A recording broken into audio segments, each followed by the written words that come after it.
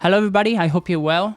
I'm making this video to hopefully answer some of the questions I've been getting lately, which are mostly based around what kind of sounds are you using, what libraries do you have and plugins, and how do you mix your template and stuff like that. So I want to address it once and for all. I mean, it's probably not going to be the only video about this, but I don't want to spend too much time talking about, this kind of topics, because first of all, most of the composers on YouTube are already talking about this, and they are way more competent than me. And also, I don't want to give people the wrong impression that any of this is actually necessary to write music. And having all the latest sounds and plugins and stuff like that is not really gonna make your music any better, or at least to some extent. So if you don't really know what you're doing, sounds are not gonna help you very much. But that said, let's just jump in. I'm gonna show you my template and hopefully you're gonna have your answers. And the core of my template is still BBCSO Pro.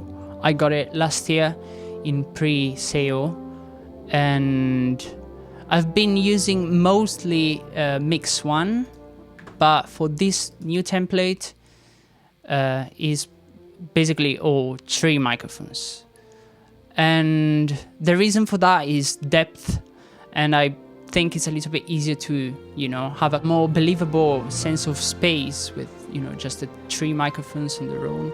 I might add a little bit of the closed mics later on when I'm mixing, but I cannot really afford to do this now because this is already quite RAM intensive as is, because as you can see, I have a lot of tracks loaded and even more hidden, because so the core of my template is still BBCSO, but in conjunction with that, I've been using sample modeling brass, as you know.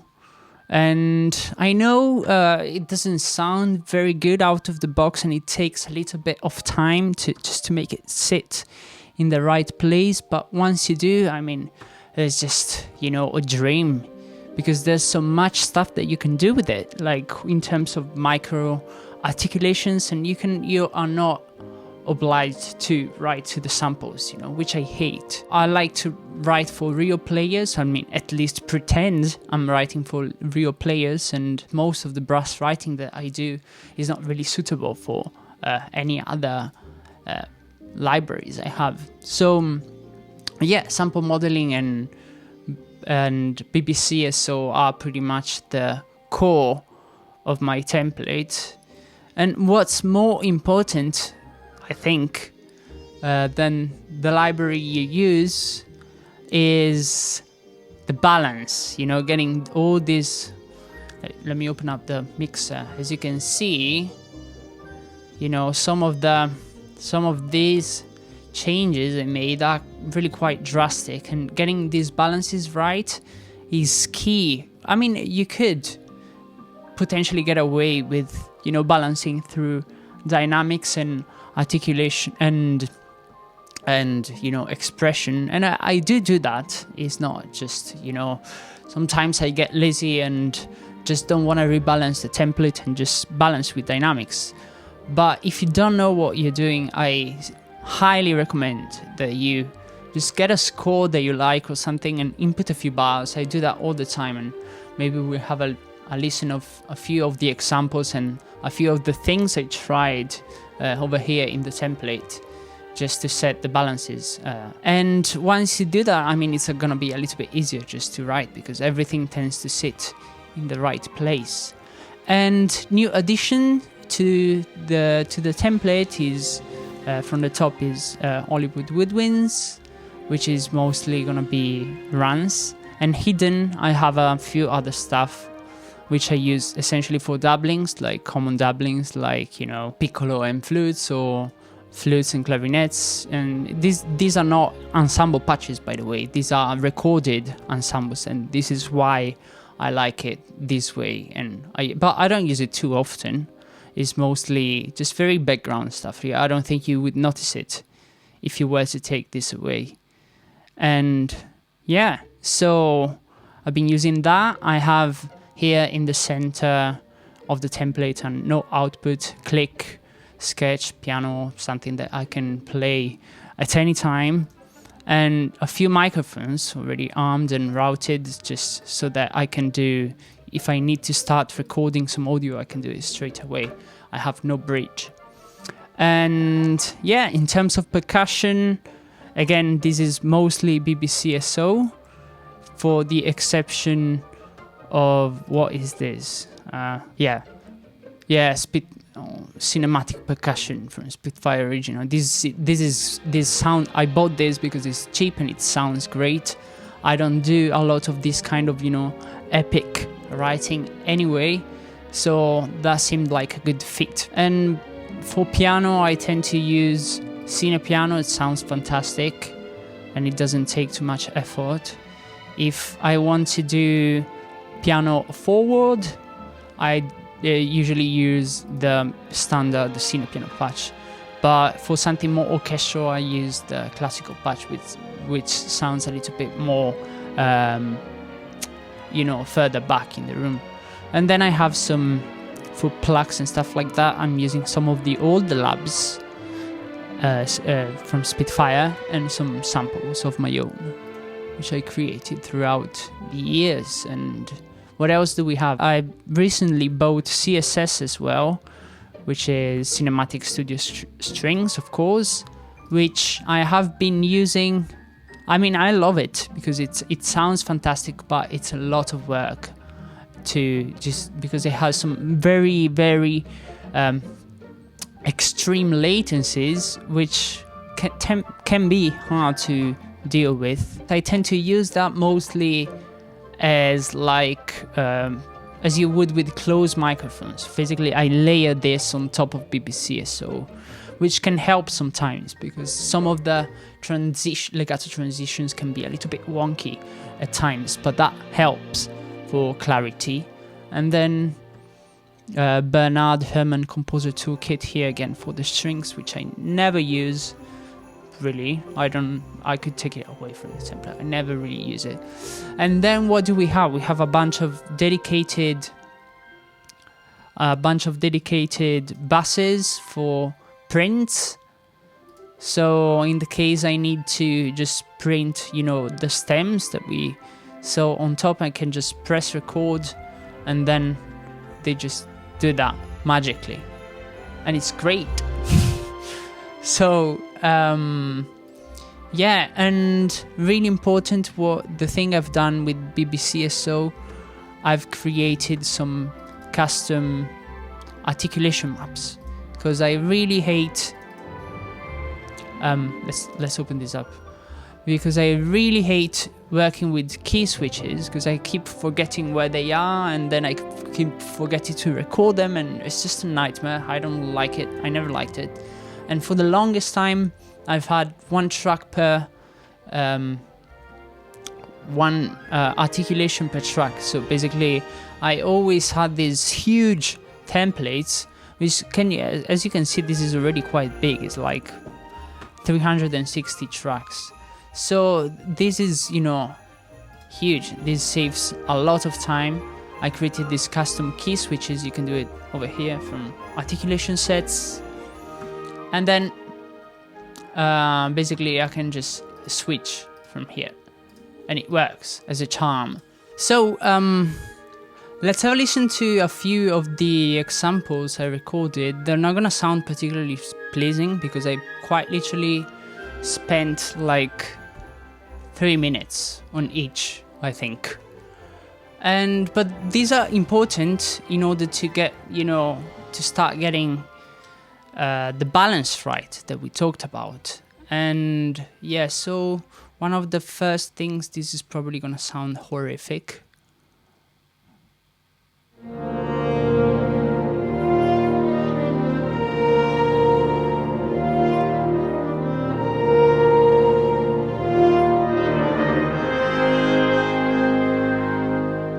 And I mean, these are just tiny experiments just to see how the balance is working and to check, you know, different instruments in different dynamic ranges. So the second is probably...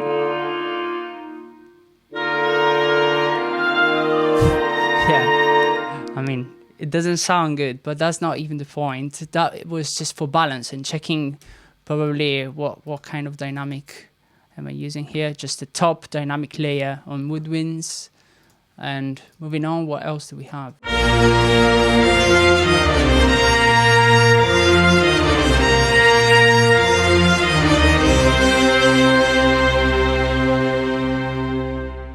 As you said, this is just, again, another experiment, just having a tutti, you know, section playing in unison, I mean, not in unison, in octaves, just to test the top dynamic. What's happening next? That's not, I'm not gonna show you that, it's horrible.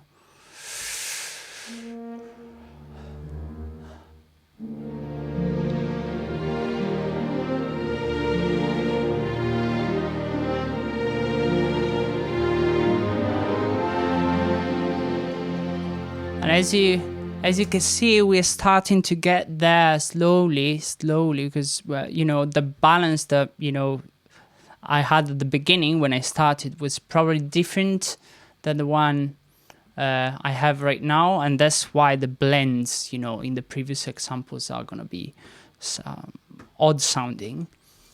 And yeah, I mean, I don't have to show you all of them. This is probably gonna be a piano sounding example.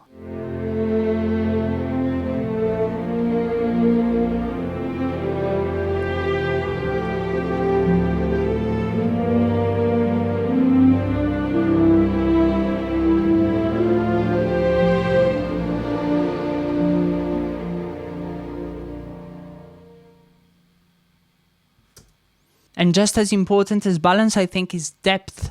And that is why it's so hard to just mix, you know, sample modeling with the rest of your libraries, because, you know, it's so dry and it's very hard to make it sit in the right place. So if we have a listen to this example, I think I can show you, I can demonstrate what I'm talking about.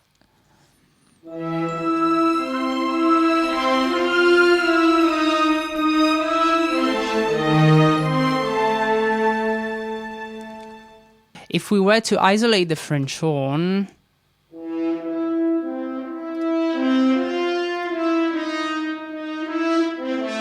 I mean, it sounds fine on its own, but as you can see, what I've done here, I have an insert reverb, which is, by the way, Seventh Heaven by Liquid Sonic, and which I recently bought. It's very cheap, it's like £50.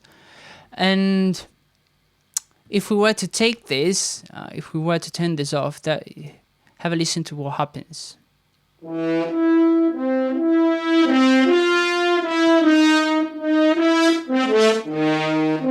This sounds dry, even if it isn't, because as you can see down here, I have a send reverb as well as an insert. The problem with sample modeling is that you need to get rid to the, you know, closeness of the sound. So you have to essentially stick a reverb on top of it and just make it almost 100% wet, which can create some problems sometimes, because, you know, maybe you don't want to have a huge kind of reverb, but this reverb is good because it lets you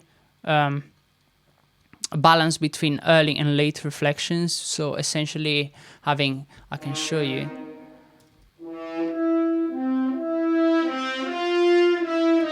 So essentially, if you were to play it like this, you pretty much have no tail except for the one coming from the send reverb, but only the early reflection. So you still have that same kind of sense of depth, but without having the tail. So what I like to do is just maybe set it like halfway through or something like this, and just just handle the tail separately, which is through a bass, which I don't have here because it's hidden, which is through a bass, and the tail is essentially the same that goes to other instruments as well. Again, just going back to the concept of having all the instruments sitting in a believable space.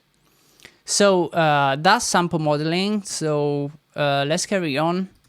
As you can see, I haven't balanced the other sections, the other libraries yet, because they're not really necessary for the purpose of this template. I will probably be balancing them when I'm writing an actual piece and just doing that through expression and dynamics, just like we talked about before.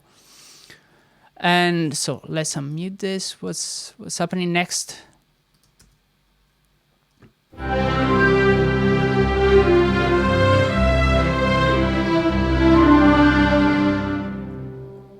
Cool, I mean, that's that. And let's play the last example just for fun.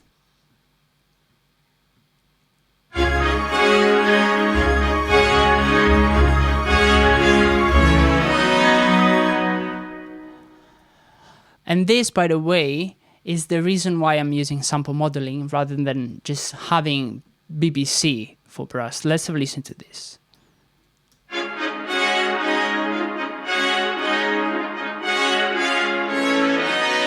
I've talked about micro articulations in the beginning, and you know, this is pretty much impossible to replicate with libraries with, you know, pre-recorded articulations.